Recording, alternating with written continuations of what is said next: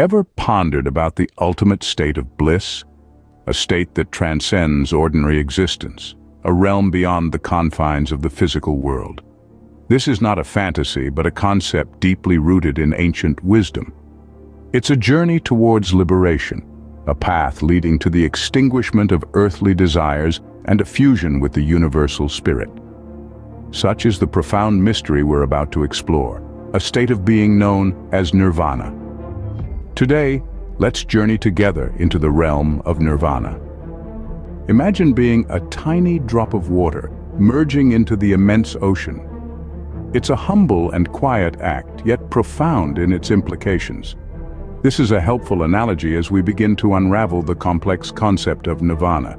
In essence, nirvana is a state of absolute existence and consciousness. It's a realm where the boundaries of the individual spirit dissolve, allowing it to merge seamlessly with the universal spirit. This isn't a process of annihilation or extinction as some might believe. Instead, it's a process of fusion, much like the merging of a drop of water with the ocean. To truly understand this, consider the journey of this drop of water.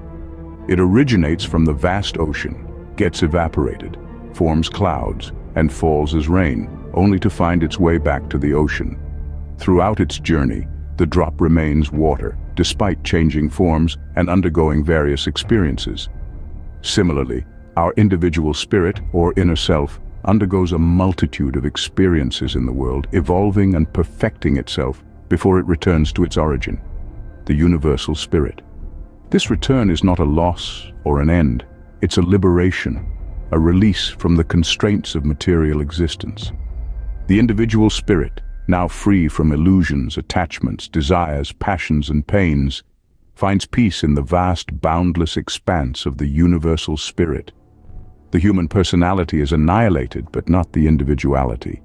The man ceases to exist as a man and begins to exist as a part of the divine in a state of conscious rest, in a state of omniscience. In this fusion, the individual spirit experiences a state of bliss that's ineffable and absolute.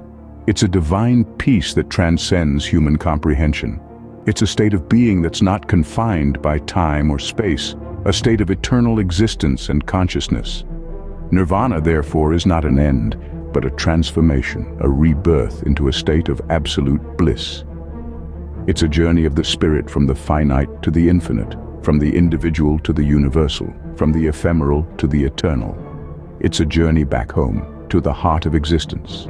So, how does one tread the path to nirvana?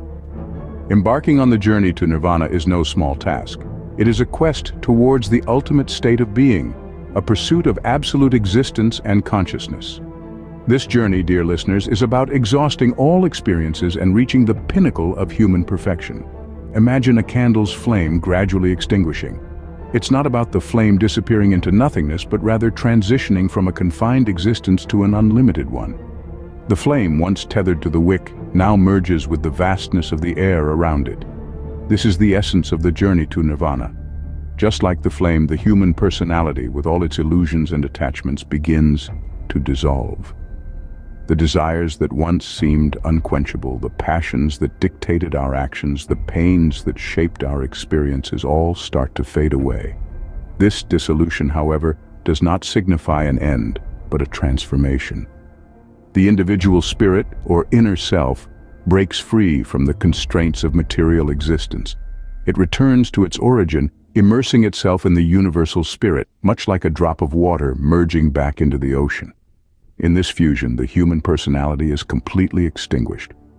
But remember, it's not the individuality that's lost.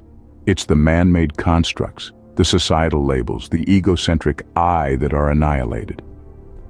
The journey to nirvana is about existing beyond the confines of human identity. It's about existing as God in a state of conscious rest, in a perpetual condition of ineffable and absolute bliss. It's about finding divine peace in this blessed nothingness, as the great mystic S. Juan de la Cruz once said. So, the path to nirvana is not a mere destination to be reached.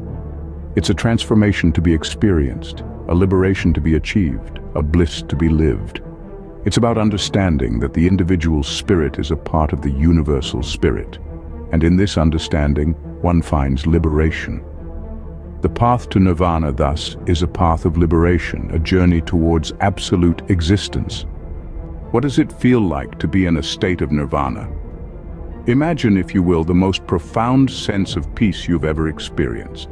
Now magnify that 100-fold, 1,000-fold, until it becomes an all-encompassing serenity that saturates every fiber of your being.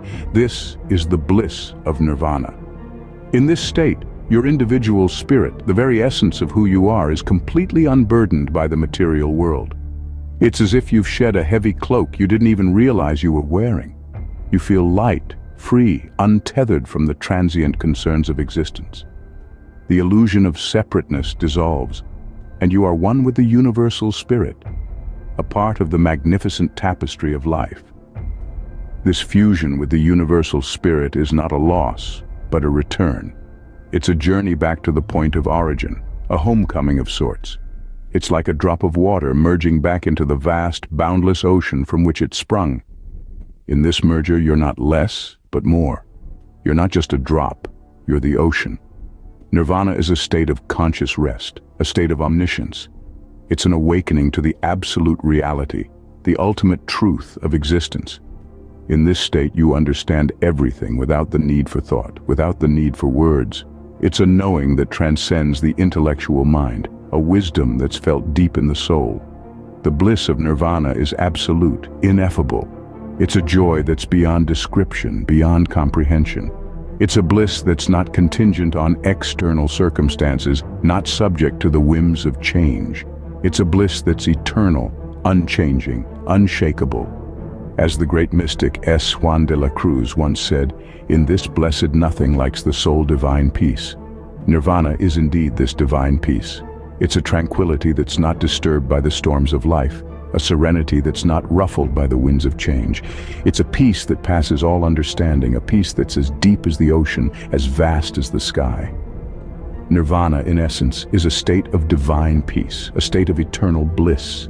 Nirvana, therefore, is not just a concept, but an experience. It's the ultimate state of absolute existence, absolute consciousness, where the individual spirit, unshackled from worldly illusions, merges with the universal spirit. It's a journey of liberation, a path of spiritual evolution where the soul finds divine peace and eternal bliss. It signifies the end of suffering, the annihilation of the conditions of individual existence.